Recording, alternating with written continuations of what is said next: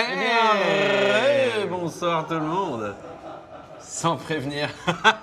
Eh bien, de très belles parties. Kin contre Monster. J'ai pu capter quelques bribes. Ça a l'air d'être assez fou, quoi. Ouais, c'est clair. Et qu'est-ce que ça va être Kin contre The Next Life? The Next Life qui n'a pas du tout le même style de jeu que Monster. Donc un autre TVZ, hein. Donc j'ai vraiment hâte de voir cette rencontre. Et oui, la caméra a bougé. Ok. Non, franchement, j'ai vraiment hâte de voir cette rencontre. Donc effectivement, Life contre Kin, la grande finale de ce qualifieur numéro 2, Iron Squid. Donc voilà, on va essayer de lancer la game une fois que les vétos seront faits. Et ce que je te propose, c'est d'aller retrouver tout de suite notre envoyé spécial. Mister Kaoru. Mister Kaoru. Alors Kaoru, est-ce que tu nous entends? Où est-ce que tu es en ce moment? Je vous entends, je ne sais pas où je suis. Envoyé spécial Kaoru. Là, tu es dans la Iron Squid Tower, tranquille, il n'y a pas de troll. Donc, grosso modo, tu voulais faire les vétos en live, c'est ça? Ouais, j'aimerais bien qu'ils me répondent parce que là, ils sont en train de se battre en coréen et moi, le coréen, c'est pas mon point fort. Alors, est-ce que tu peux nous expliquer le système de map sur la finale? Il y a 9 maps. Pour ceux qui ne le savent pas, il y a Taldarim, Antigua Shipyard, Daybreak, Calm Before the Storm, Dual Sight, Cloud Kingdom et Metalopolis. Ils ont déjà fait les vétos. Les premières maps, c'est Belshire Beach. Ouais. Donc c'est assez étonnant qu'un terrain laisse Belshire Beach en first map. Hein. Parce qu'on a vu que toutes les terrains qui ont joué sur Belshire Beach sont fait annihiler. Hein. Ouais. Bah c'est clair que... Et c'est assez étonnant. Vous êtes invité? C'est Ouais, bon. on est dedans, Bah, la là, map- c'est good. Bah Belshire Beach, enfin c'est une map... Ouais. Et ça reste une map, pour ceux qui ne savent pas, une map qui est très forte avec double rax. On s'en rend pas compte, mais il y a beaucoup de Mais coréens c'est le seul aspect par lequel elle est favorable au terrain. Ouais, parce que tout le parce reste, que les distances, elles sont gigantesques. on a vu Les speeding, Life ils se sont plaisir balader sur avec son Belshire creep Beach, et compagnie, les mutas, c'est beaucoup fort. Ouais. En fait, ça se met. C'est ce qui est vraiment très compliqué sur cette map, ça reste le fait que le terrain ne peut pas contrôler deux endroits en même temps. Ouais. Et les Coréens ont peu l'habitude de faire des planetary fortress et des bunkers. Pour contrôler un Ouais, passage. Pour contrôler déjà un passage et déjà leur base. Parce que là, vous voyez qu'ils prennent tous la B3 en bas, enfin la B3 qui est en bas de leur B2. Ouais. L'ancienne Gold, alors quoi. que les Européens seraient plus prendre une base du côté gauche ou droite de leur base pour être vraiment sûr de pouvoir de se prendre la bien des défendre, run-by façon à l'européenne. de pouvoir la défendre et tout. Ouais. De peur de perdre sa PF, mais bon, ils mettraient une PF les Coréens, ils n'ont pas le temps, pas de PF, on a des Marines, on va gérer ça avec ça, ça passe pas, tant pis. Quoi. Ok. Et c'est ce qu'on a vu. Quoi. Ok, donc, mais d'ailleurs ça m'étonne dans ce tournoi, enfin moi, et je sais pas, dis-moi ce que t'en penses, hein, mais on n'a toujours pas vu d'opener double rack, bunker rush, proxy rack, maca rack. Je pense qu'ils savent que c'est un Ça a été tournoi. assez sage Je pense pour que c'est un tournoi. Ils savent que c'est un tournoi vu. On leur a dit combien il y avait de viewers Non, en mais- début d'après-midi. Ouais. Et je pense qu'ils ont. Mais pour eux c'est honteux de faire Non, un mais en fait, quand un t'es en match prochain, officiel enfin, en Corée, t'évites de faire des cheese en fait. Sérieux? Ouais, en Corée. Après, il y en a qui en font. Hein. C'est genre par exemple. Mais Paul, ça fait partie du jeu quoi. ça il y fait a- partie du jeu, mais là ils sont là Ou pour les faire des six belles. schools, tu vois, y a pas de souci. Ouais, mais ils sont partis pour faire des belles games. Les maps sont assez grandes. C'est pas des maps qui sont basées sur du cheese, tu vois. C'est pas. Je suis vraiment surpris là. Hein. Par exemple, il y a une map que vous avez loupée, c'est par exemple quand Crane a perdu contre Monster, je crois.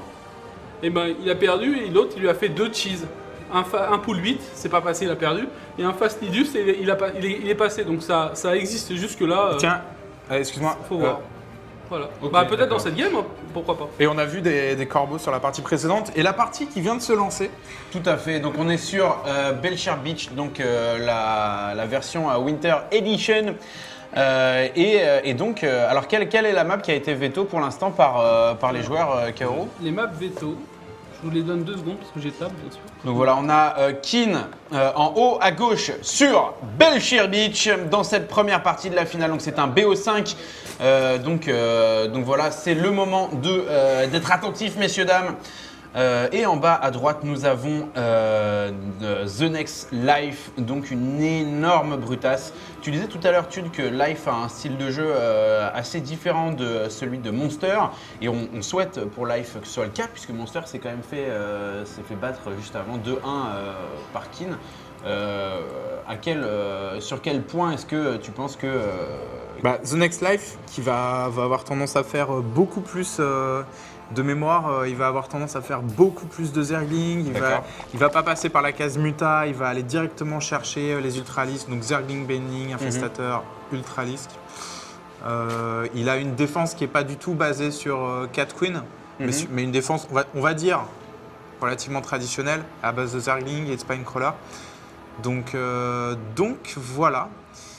Les vétos qui ont été annoncés par l'ami Kaoru, donc Calm Before the Storm, qui a été veto par le joueur Terran, j'imagine, Dual Sight, Terminus et Taldarim. D'accord. Alors voilà, le wall. Donc le wall, alors l'inconvénient, c'est qu'on peut se faire tapoter son VCS, etc. Mais on ne dévoile pas son gaz. Et donc, si on part sur un proxy rack, sur quoi que ce soit en fait. Donc voilà. C'est vraiment ce qu'il faut faire, je pense, dans cette configuration. Et là, on a vu quand même un joli petit move ici de la part de Keane qui a anticipé le tapotage, comme on dit dans le milieu, de VCS en amenant directement un VCS dès que celui-là est sorti. Le deuxième a pris la construction. Enfin, déjà là, on sent que Keane est chaud. Il est très tard en Corée là. On commence à taper dans les 5 heures du mat. Et là, ils ont une bonne dizaine d'heures de jeu dans les pattes, les amis, l'ami Keane et l'ami Life. Donc là, je pense qu'ils sont chauds, quoi. Ah, le bon 6h du mat, quoi. C'est ça. Tu fais quoi ton dimanche soir? Ah ouais, je joue à StarCraft jusqu'à 6h du mat. Et oui, car c'est Iron Squid, c'est la qualification pour le tournoi. Donc le vainqueur de ce BO5 qui ira rejoindre Symbol en tant que qualifié et qui du coup rencontrera toute la clique qui a été annoncée sur la page Facebook Iron Squid, donc c'est-à-dire Torzain, Todd, Stefano, Mana, Nerkio, Puma, bref toute la famille. Ouais.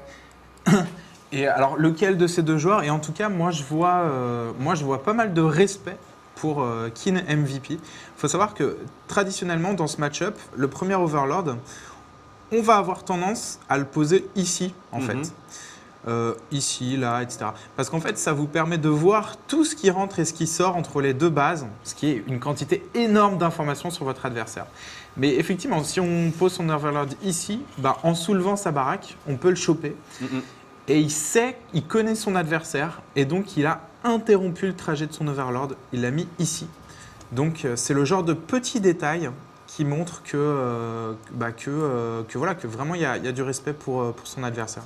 Non, c'est sûr, les deux joueurs qui ont la tête sur les épaules, le premier Spinecrawler qui est posé finalement donc en anticipation d'un push, le build des lions réacteur qui va se finir. Alors c'est pas le build des lions réacteur, c'est un double factory réacteur. Ça va popper du hélion en masse et cette Spinecrawler ici qui va être la bienvenue. C'est un all-in. Alors. Et c'est un bluff également de la part de Keane qui, s'il se fait scouter par un drone ou par un Zergling, donne l'impression qu'il part sur une fast expand, alors qu'en fait il part sur un mass hélion, une agression d'ici 2 minutes, pas plus. Ouais. Et c'est pour ça que les Marines sont en train de patrouiller, si vous voulez. C'est dans le cas où un Overlord vienne scouter. Bon là, en l'occurrence, on sait qu'il ne va pas y avoir de scout d'Overlord. Mais c'est pour répondre à cette éventualité. Les Zerglings qui rentrent. Vont-ils voir? Qu'est-ce qu'ils vont voir? Il en reste 2. Non! Alors là, s'il ne le voit pas, c'est la partie qui se joue sur ce Zergling. Déconne pas, Jean-Michel, déconne pas! Oh là là. Mais il a vu quelque chose. Vas-y, je vais te poser la question. Qu'est-ce qu'il a vu? Non, pour l'instant. Il a vu le deuxième gaz. Il y a des lions sur la... Il a vu que ça ne minait plus de gaz. Il a vu que ça ne minait plus de gaz. Oh là là. Alors là, il faut de l'inspiration. Il a vu que ça ne minait plus de gaz et il le sent. Oh mon Dieu. Le all-in qui est parti. On a l'Overlord ici qui va voir arriver un premier VCS, pas de problème. Et là, c'est toute l'équipe de foot de Keane qui passe à l'attaque. Quelle va être la réaction? Est-ce qu'on va avoir d'autres Benling qui vont être morts? Je pense. Ouais, ça va être ingérable. Alors gros get back pour l'instant sur ce push de Keane. Keane qui a quand même beaucoup de Hélion et qui commence à faire du gars. Attention les Benning qui vont entrer en contact. Le Benning ici, oh le spa là, le split de Hélion. Keane qui se fait remote. Magnifique. Alors toute la question c'est est-ce que cette interprétation, qu'est-ce que t'en penses Kaoru en fait? Est-ce que cette interprétation il l'a faite uniquement sur l'absence d'ouvriers sur le second gaz et parce qu'il n'a pas vu de command center? Moi je pense plutôt s'il n'a pas vu de Command Center, il sait comment joue Keane, je pense qu'il joue assez régulièrement en ladder. Et je pense qu'il a surtout vu, voilà, ils vont créer Antigua déjà pour la prochaine. Et je pense qu'il s'est dit qu'il voulait le surprendre avec double factor réacteur. Et déjà, double factor réacteur contre une Sunken, des Erling et 3 Queens, ça passe déjà pas. Si Mais une fois avec que les Bailing c'est mort. Mais avec les Bailing, c'est mort, il y a eu pas un attendu. élément déclencheur des Bailing. Ouais, mais il a même pas attendu. C'est-à-dire que le mec il scout, il avait déjà les Benling et il se dit ça pue. Parce qu'il voit rien, déjà il voit pas les deux factories. Donc il se dit qu'est-ce qui se passe? Il n'y a pas de factory, il n'y a pas de B2, il n'y a rien. Ça sent peut-être qu'il a fait de barracks proxy, on sait pas, tu vois. Et là, je pense que Keane, même s'il aurait attendu à faire son win à son vrai timing, c'est-à-dire avec 8 ou 10 Hélions, il aurait fait toujours plus de dégâts, quoi. Là, il envoie des civils, t'as le temps de se préparer, les bannings ça fait 20 Starcraft 2 secondes je crois pour se faire. Ouais. C'est pas... Y a rien. Je pense que là c'est vraiment Keane qui a donné la game. Il aurait pu tenter un bluff, c'est-à-dire faire masse Hélion et tout envoyer d'un coup. Et les bannings n'auraient pas suffi, il aurait pété au pire les civils. Là il a voulu y aller, déjà les marines c'est lent, tout est lent donc son win n'était pas forcément très efficace. Bon, en tout cas, écoute, pour ma part, c'est la première fois dans ce tournoi que je vois un opening dans ce match-up. Un opener, enfin, vraiment agressif. En mode d'ailleurs, complètement all-in. Et on remarquera qu'une fois de plus, le Terran s'est fait reboot sur Belcher Beach, donc la malédiction continue. Ouais. Non, mais c'est vrai que Belcher Beach, paradoxalement, même si c'est une map à 2 spots, où il y a beaucoup d'endroits où cacher une proxy rack, même en GSL, j'ai pas les stats. Écoute, on va y aller sur internet. Ben oui. Donc voilà, pendant que tu vas chercher la stat. Mais c'est une map où on voit rarement, ce que je voulais dire, c'est que c'est une map où on voit rarement les Terrans s'imposer. Effectivement, là, ça s'est encore vu une fois de plus. On est sur chantier naval d'Antigua. Donc, Keane contre The Next Life, finale des qualifications Iron Squid. 1-0 pour Life qui a montré du très beau jeu depuis le début de cette qualification.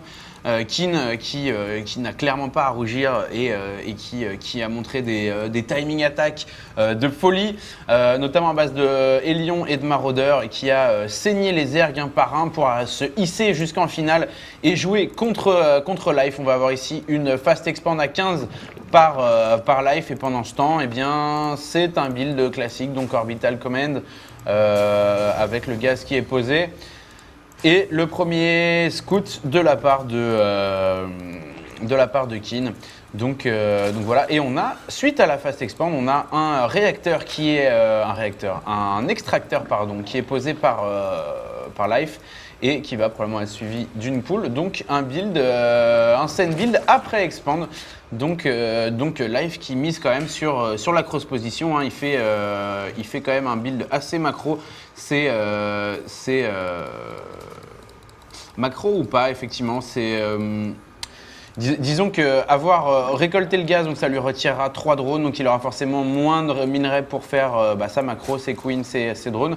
Donc un gros risque, mais un build agressif pour protéger sa D'ailleurs, je viens passe d'avoir expand. les stats sur Belcher Beach. Et en fait, sur 2011, Belcher Beach, s'il vous plaît, eh bien c'est 47% le taux de victoire des Terrans contre Zerg en GSL. Alors je dois dire que je ne m'attendais pas du tout à tomber sur un truc comme ça, mais bon. C'est vrai que c'est assez serré. Et Donc en fait, c'est bon. Bon, ça doit être une série, quoi. Ok. Et donc, alors pour revenir à la partie, Keane qui part sur Réacteur Hélion. Alors cette partie, il l'avait gagnée contre Monster. On va voir. Ouais, cette map, ouais.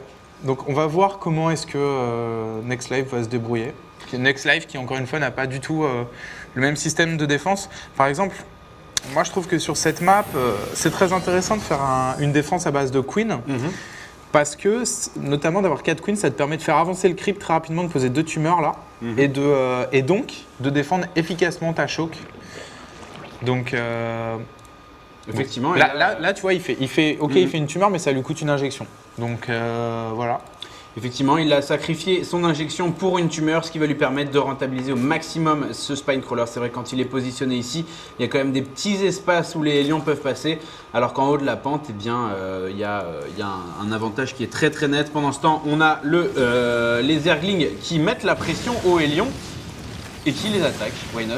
Donc voilà, c'est Live qui montre eh bien que lui aussi peut être agressif en début de game avec ses 2 Zerglings et que c'est pas juste Kin qui a le monopole. Et on va partir, j'ai l'impression, sur une timing attack ouais. maraudeur. Ça sent le maraudeur lion quand même. Un peu. Non, là, ça va être.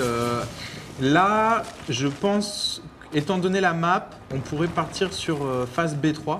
D'ailleurs, on a un Overlord là. Est-ce qu'il a été vu en haut de la main? Ouais, il a été vu. Alors là, il faut le tomber, cet Overlord. C'est très important. Ouais, il va pas le tomber. Mais en fait, étant donné la map, je pense qu'il va Enfin, en gros, il a 2 possibilités à partir de là. Soit il part sur le build d'MVP sur 2 bases, à savoir ce qui a l'air pour l'instant d'être le cas. À savoir donc 3 baraques qui font des marines, le steam et un timing push sur Medivac sur des marines steam packées, une grosse grappe de marines et sur B2. Soit il reste sur BioBall, il fait 3 baraques et ensuite il rajoute un 3e command center. Donc on va voir ce qu'il va en faire. Et là il va partir sur tank. Donc tank, des tanks, un timing push à base de tank marine.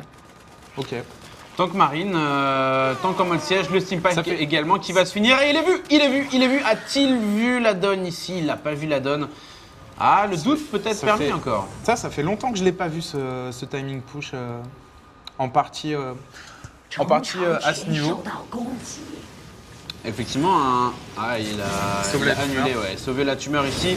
Les lions qui vont venir coincer les Zerglings qui vont venir coincer ces lions jolis. Oh là là, il y a beaucoup de dégâts quand même qui ont été faits sur les troupes de Live. Cependant, voilà, pas de récolteur tué. Live qui conserve son avantage et les améliorations d'attaque et de mêlée, grosso modo, qui sont recherchées. Le timing push de Kin qui est en train de s'organiser.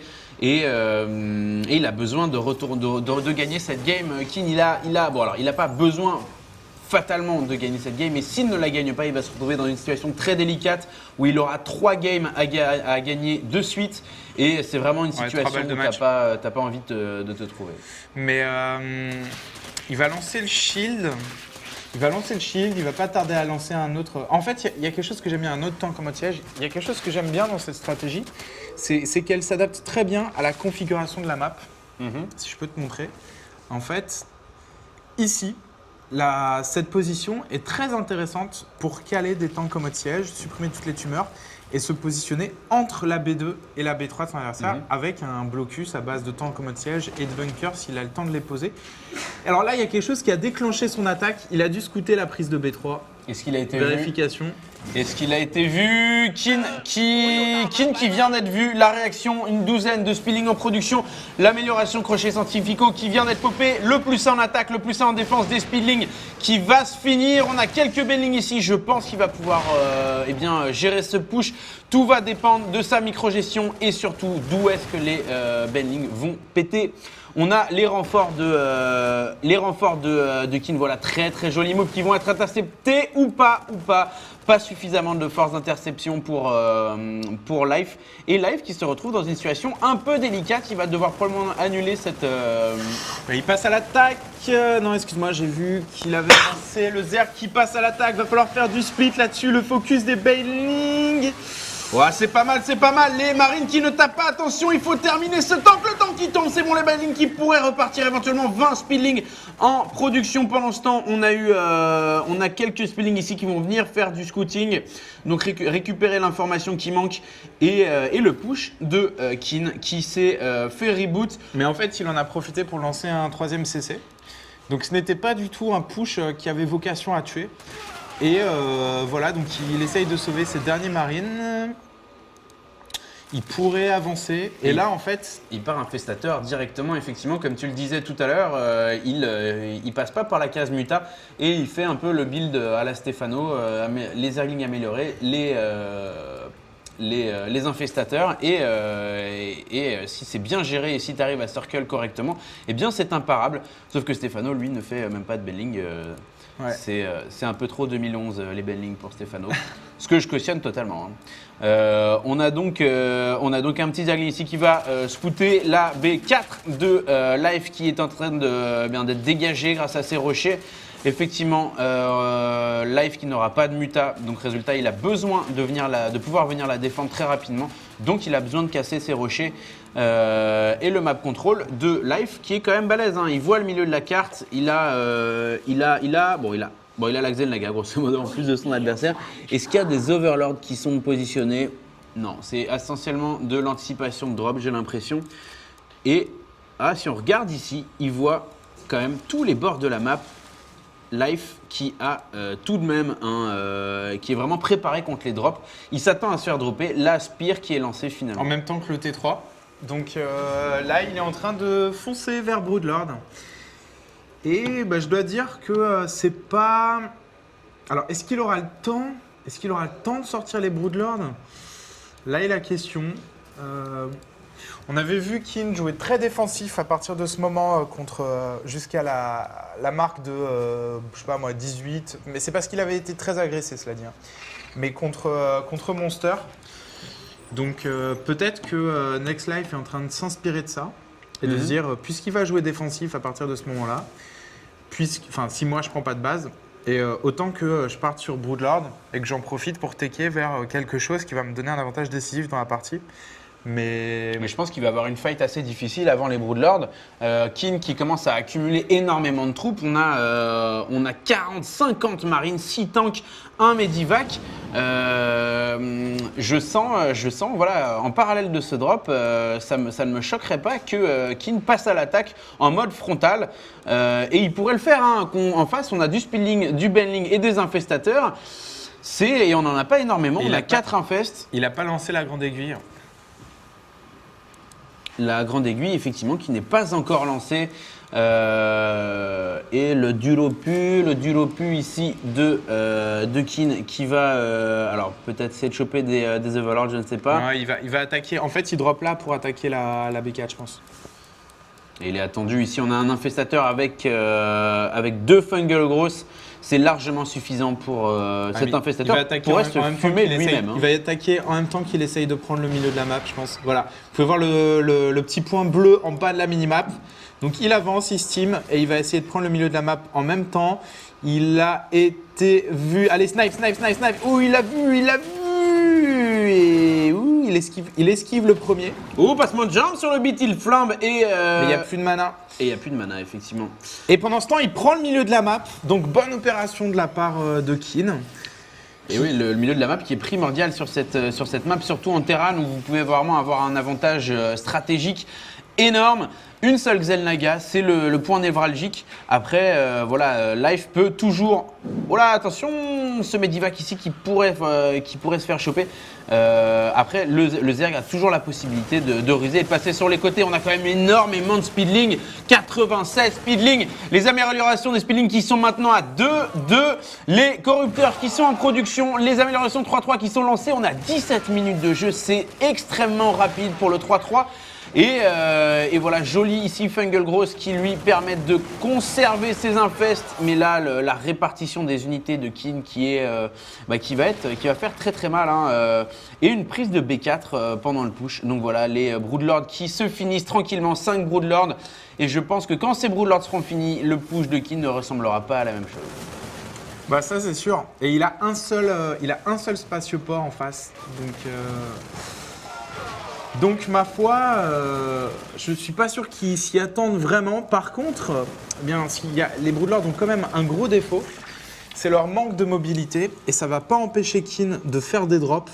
Et potentiellement, enfin là l'objectif de Kin, je pense, dès qu'il va voir les Broodlords, là il les a vus, il est en train de back, j'ai l'impression. Ouais, il les a vus.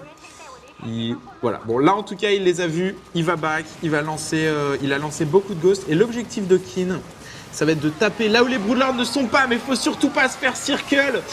Il y a des tanks qui sont pas en mode siège. Oh là là, Kin qui se fait complètement ramasser alors que les Broodlords ne sont même pas au contact. Kin qui est en train de perdre pied, même s'il a réussi à dropper ici quelques unités, il a complètement foiré sa tenue du milieu de la map. Il s'est fait concrètement, il s'est fait rouler dessus par l'armée de son adversaire, le command center ici qui va popper en l'air malheureusement, et les Broodlords qui sont en train d'amener eh bien Life vers une game un petit peu plus confortable. Les rochers ici qui vont être probablement détruits, et les Broodlords, eh bien les Broodlords en mode sans corrupteur, sans besoin d'aide, et qui sont en train de taper le choke point entre la B2 et la B3, et là c'est très compliqué, tellement de terrain infesté ici, ça sent vraiment la chaussette pour Kin. Ouais. The Next Life qui montre vraiment de très très bonnes choses et qui va probablement s'imposer. Alors même si Kin défend très bien avec son wall là, mais est-ce que ça va être suffisant contre 8 Broodlords? J'ai l'impression qu'il a plus de ghost, il doit avoir 62 pop de retard, un seul Viking. Et ouais, non, ça va être très difficile comme dirait Uncle.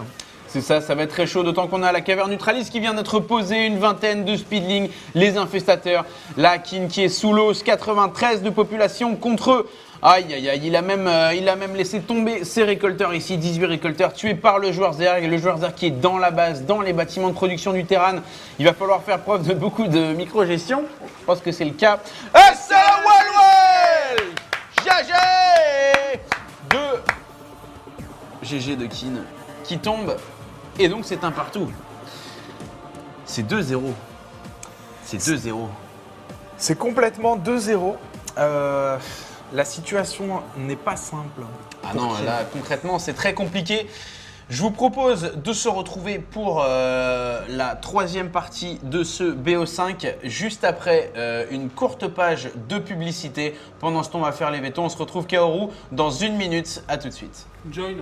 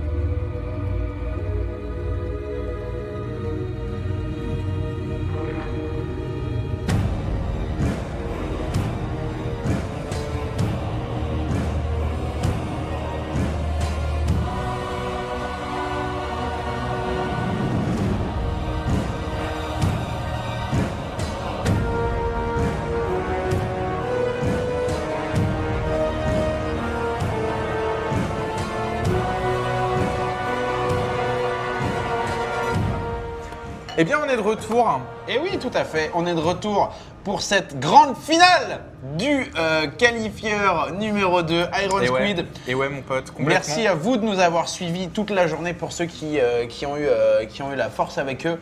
Merci à ceux également qui nous rejoignent pour cette finale.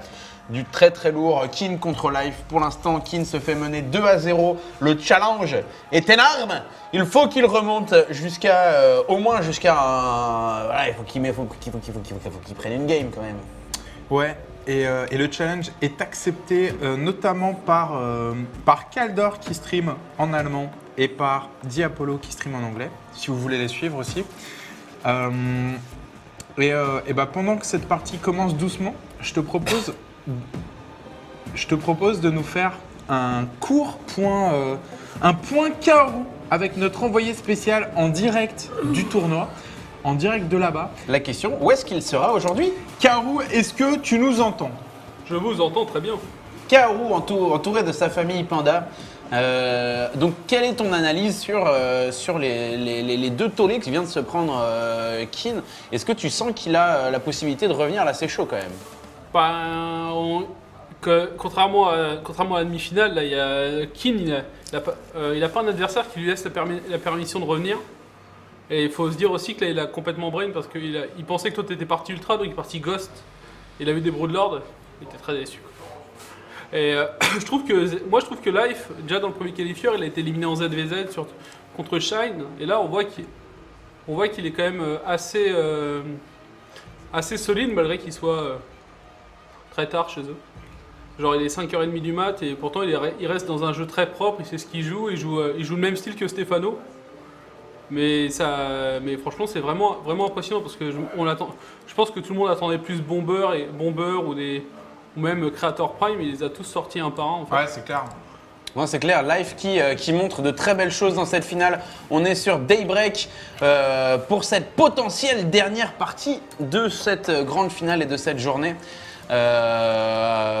Quoi qu'il arrive à la fin, que l'aventure se finisse après cette game ou après les deux suivantes, on vous invite à rester connectés pendant quelques secondes. On aura une petite surprise à vous montrer.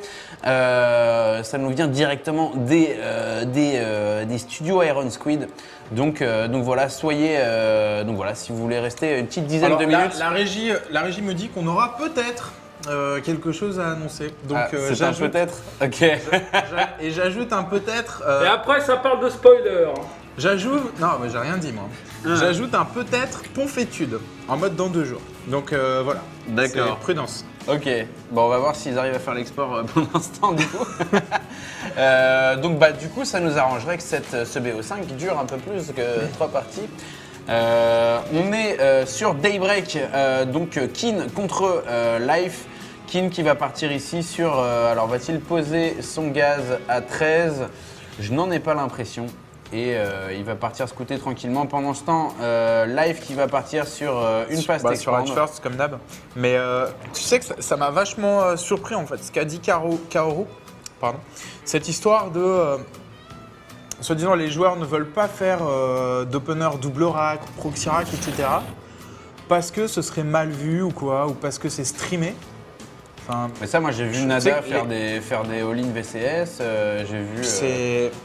Alors les temps ont changé, ça m'a mais un peu surpris quoi. pour moi les Coréens c'est les plus gros trollers du monde quand même.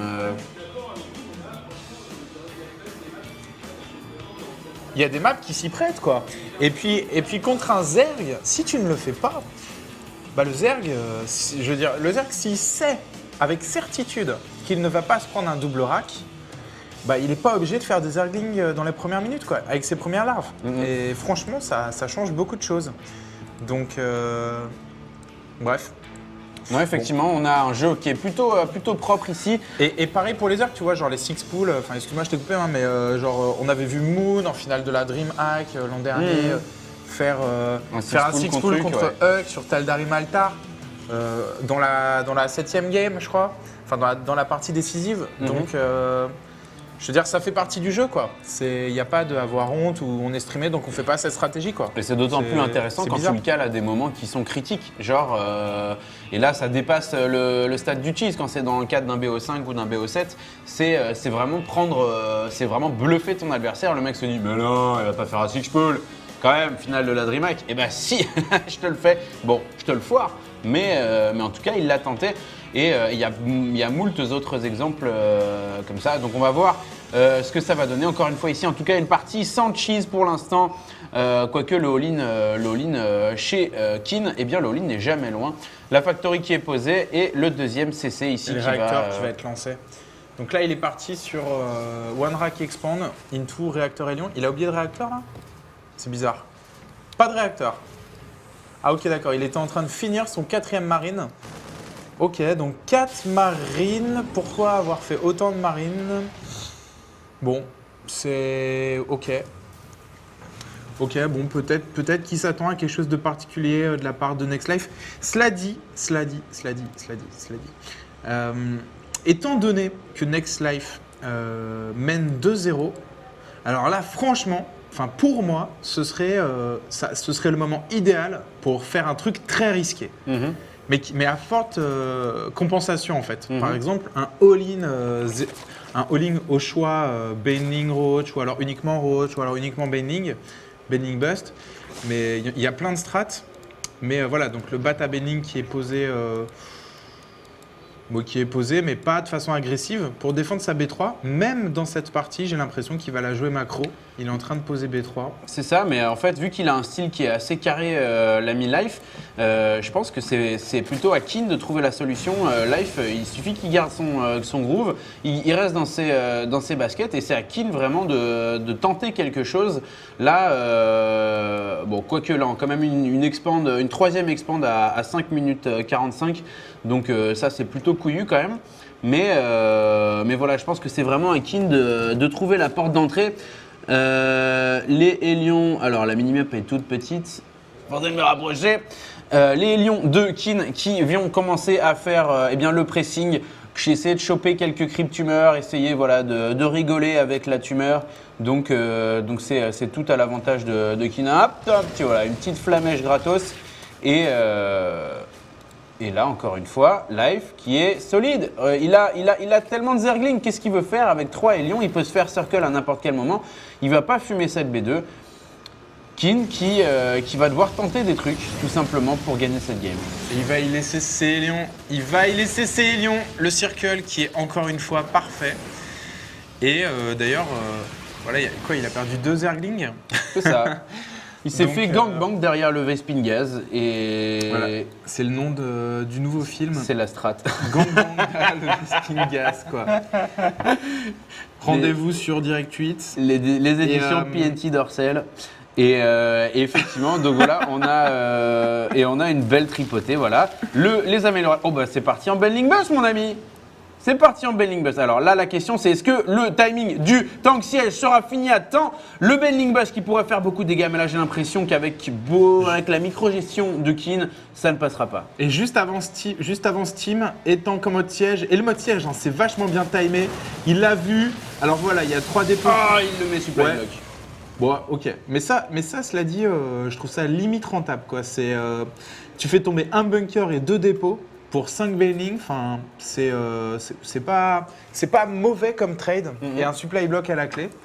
Donc, c'est le genre de petits détails qui ont permis à Next Life de se hisser tout au long de ce tournoi. Et non, franchement, c'est.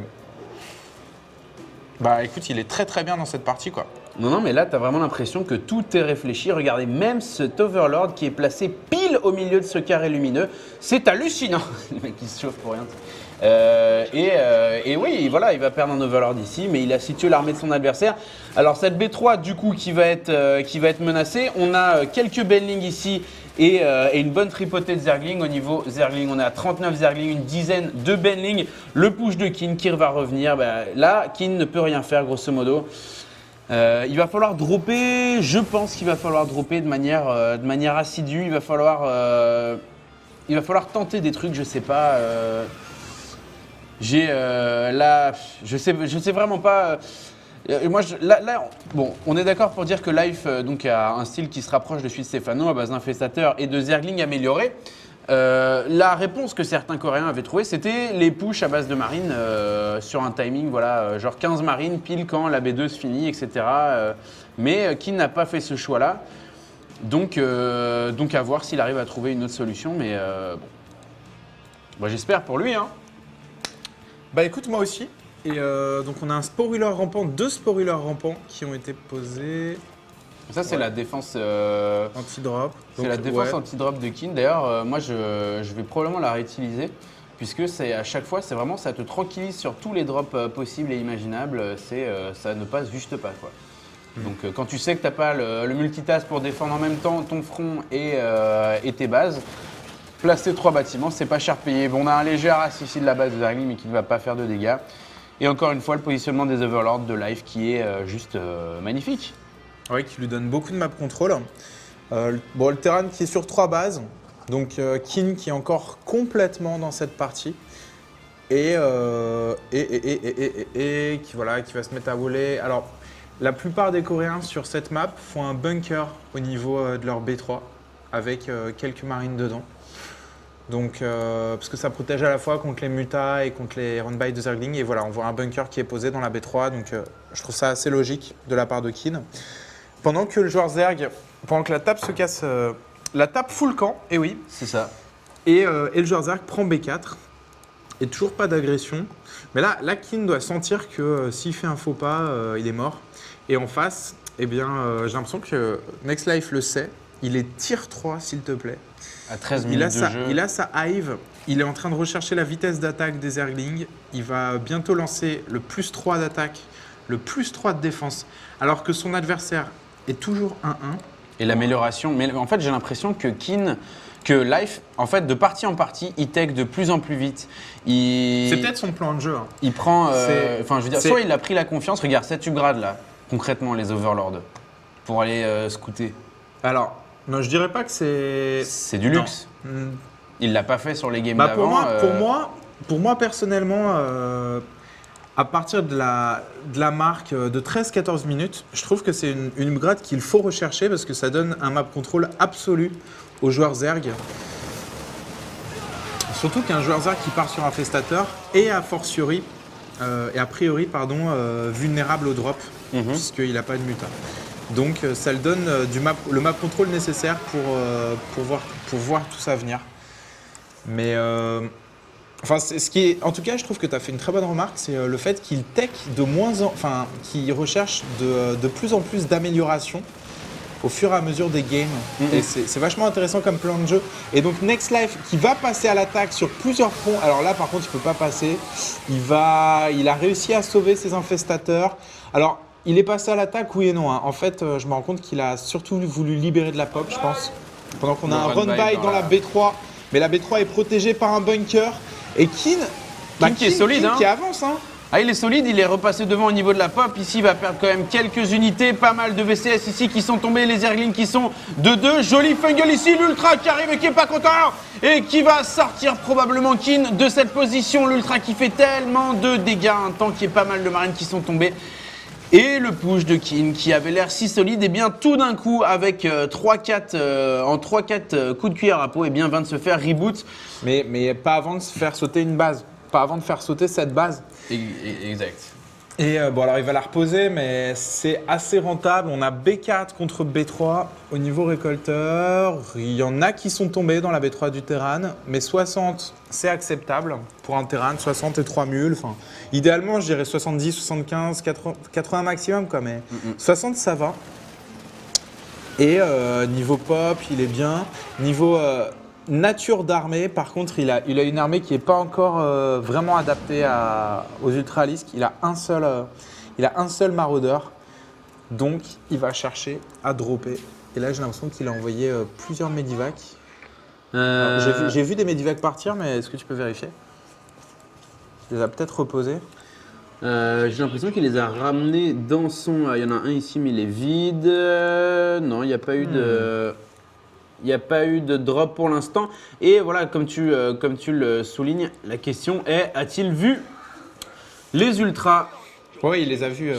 Il s'est pris il s'est pris un ultra tout à l'heure. Donc il a vu les ultras et pourtant il continue. Voilà, maintenant 3 maraudeurs en production. Une tourelle de détection ici qui va bien lui servir.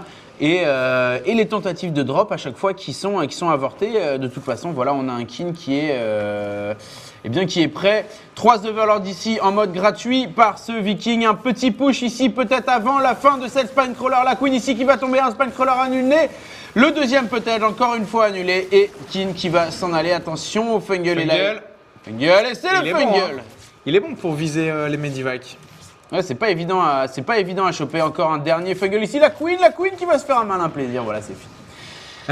Et là, clairement, le Medivac qui est passé au-dessus de cette armée, je vous prie de croire, messieurs, dames, qu'il avait plus envie de dropper. Et là, on a 9 ultras. T'as tes 8 potes marines qui sont dans le Medivac, tu ne les drops pas si t'es un mec bien. Et là, voilà, qu'est-ce qu'il a pour contrer 9 ultras? Kin a 13 maraudeurs, grosso modo, et 12 tanks. Les tanks qui font énormément de dégâts aux ultralisques. Il y a moyen de s'en sortir si le positionnement de life est pas. Si le circle n'est pas optimal, s'il n'y a pas trop de double front, etc. Donc vraiment, ça va dépendre du positionnement, je pense, l'issue de la prochaine fight. Ou cette base qui va forcer l'armée de Kin à avancer. En fait, cette base, je pense qu'il peut se permettre de la perdre, déjà, d'une part, parce qu'il en a tellement d'avance. Il est à 1, 2, 3, 4, 5, c'est sa 6e base, contre B4 en face. Donc il peut se permettre de la perdre, mais en plus c'est une base, enfin pour l'instant, mais c'est une base qui oblige l'armée, c'est là que la map est intéressante, hein, qui oblige l'armée de Kin à se découvrir pendant que cet infestateur fait... Il est en train de trisomiquer sur son pote. Effectivement, cette base qui oblige Kin à venir la chercher. Là on est quand même sur 1, 2, 3, 4, 5, 6 bases. 2 tanks ici qui sont chopés gratuitement, on a 200 sur 200 des deux côtés, la pop de Kin qui descend drastiquement, attention les Fungles ici qui sont très bien positionnés, les tanks qui vont faire le taf et qui vont reboot, je pense, cette attaque.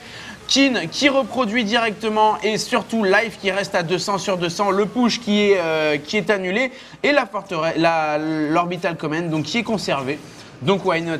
Cependant, vous voyez ce bâtiment ici qui est la plaie de Kin depuis le début de ce BO5. La grande aiguille qui va se finir et là les Broodlords vont sortir. Et Banshee Cloak. Alors non, excuse-moi, c'était peut-être Ghost Cloak. Est-ce que parce qu'en fait il y a une Banshee qui est en préparation et j'ai vu le Cloak se finir. Est-ce que tu peux trouver le bâtiment à Ghost ici? Non, donc c'était bien Banshee Cloak à ce moment dans la partie.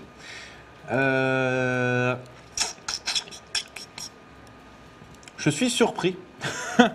Banshee Cloak avec combien de Banshee? Une Banshee. Alors, j'imagine qu'il a fait ça peut-être pour sniper des bâtiments, tu vois, une grande aiguille, etc. Mais... D'accord. Donc la régie m'a dit quelque chose, mais je préfère pas vous le dire. T'as une oreillette toi ou... Non, zéro. Ils ont dit quoi? Non, tu veux pas savoir. Si, allez. Bon, la régie me dit que... Mais j'assume pas du tout les propos de cette régie. Hein. La régie me dit qu'il la joue en mode Terran bronze et qu'il veut lever ses bâtiments et Banshee Cloak. Probablement une fine analyse de Big B. Je suis sûr qu'il est derrière tout ça. Il est complètement derrière tout ça. Et effectivement, c'est la strat Big B. C'est comme ça qu'il se fait des potes sur le ladder. Non, mais ce que je veux dire, c'est que là, voilà, donc on a eu un trade d'armée, sauf que cette fois, l'armée qui arrive, ce sont des Broodlords. Et là, il n'avait pas du tout anticipé cette transition, Kin. Il a Banshee Cloak. Et est-ce qu'il a des ghosts? Il a un viking. Voilà. Un viking, ça va être très très compliqué de se débarrasser d'autant de Broodlords. Kin qui prend très très cher sur cette fight. Les Broodlords qui sont impunis, même s'il y a énormément de Medivac. Les dégâts sont là, les queens. Les heals sur les Broodlords. Les queens, il a utilisé que la moitié de son armée jusque-là. Life qui est en train de ramasser complètement son adversaire. Keldor qui est en train de laguer. Ah là là, c'est la finale de, c'est la dernière game la dernière, on ne sait pas encore, mais c'est la phase finale donc de ce tournoi qualificatif Iron Squid. Kin qui est en train de perdre pied complètement sur cette finale, plus que les Medivac qui tombent et un Life qui ne laisse rien au hasard et qui est en train de ramoner son adversaire et sur ce push probablement de se frayer une place vers le tournoi principal. Le Lamar Resergue qui envahit les bases de Kin, cette B3 ici qui va bientôt être séparée du reste des troupes de Kin. Kin qui avec ses marines essaye désespérément de choper des Broodlords, mais c'est très très très compliqué. 102 pas contre 170. Kin qui galère complètement là, il donne tout ce qu'il a. Hein. Là, c'est clair que c'est la dernière partie de cette finale. Il sait qu'il est derrière, mais il donne tout ce qu'il a.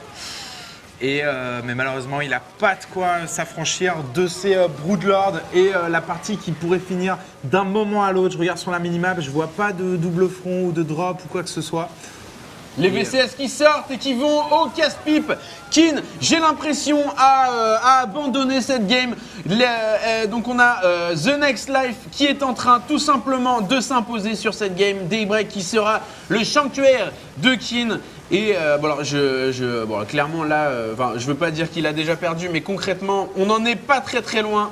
Et voilà, encore des Broodlords en production, les Broodlings qui font le taf, améliorés. Et on aura vu un The Next Life qui aura fait tellement de stratégies différentes. Magnifique GG, magnifique game encore une fois. Ça avait l'air, j'aimerais pas être à la place de Keen, ça avait l'air de plus en plus simple pour Life. Il a galéré au début, il a fait une game un peu moite-moite sur la deuxième. Et là, concrètement, c'était un no match complet. Donc voilà, Life qui se qualifie pour le tournoi Iron Squid, qui va rejoindre Symbol. Et clairement, le niveau de jeu du tournoi Iron Squid qui commence à s'étoffer assez sévèrement.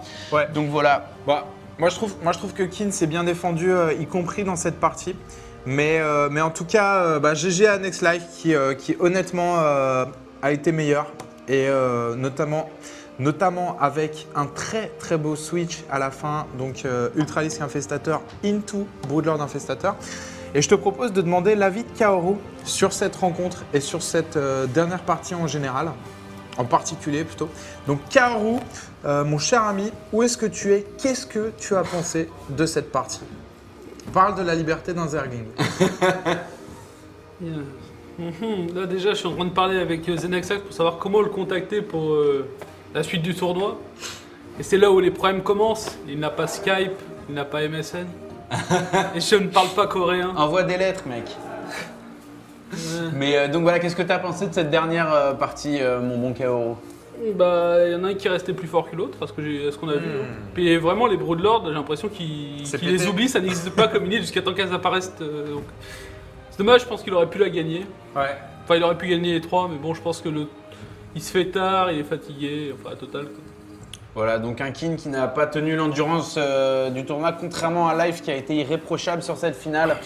Et après au niveau du sommeil, en même temps c'est les risques du métier. Hein, on ne joue pas forcément entre 15 et 16 heures et il faut donner le meilleur de ce qu'on a. Et Life l'a prouvé et l'a fait ce soir. Donc voilà, merci à vous de nous avoir suivis sur tout ce tournoi. Ouais, donc après un joueur TSL, donc TSL Symbol qui s'est qualifié pour le premier qualifier, là il s'agissait du second qualifier pour Iron Squid, qui a été remporté par Next Life, qui jouait sur le compte Next Genie, donc de la team The Next, et qui remporte les 500 € et surtout les 500 $, pardon, et les dollars, et surtout le spot qualificatif pour Iron Squid. Donc bravo à lui, et ça fait encore un Zerg, donc ça va faire beaucoup de Zerg. Et encore un Coréen. Et encore un Coréen. Et donc, comme nous on sait qu'il y a beaucoup de Coréens dans Iron Squid. Tout à fait, beaucoup de Zerg, beaucoup de Coréens. C'est tout ce qu'on pouvait se souhaiter. mais donc voilà, MKP sera là pour les attendre, je n'en doute pas. Et MC, ouais. Et voilà, on a... Spawn. Bref.